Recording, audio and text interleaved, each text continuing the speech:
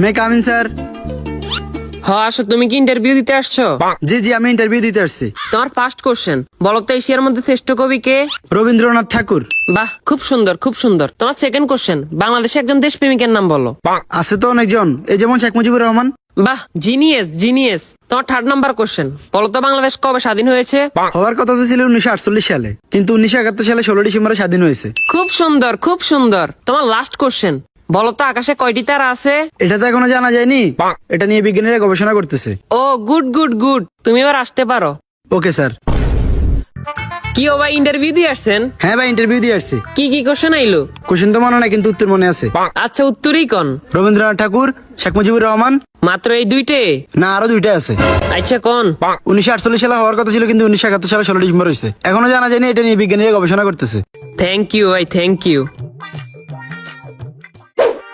May I coming sir? আসো। তোমার নাম কি? রবীন্দ্রনাথ ঠাকুর।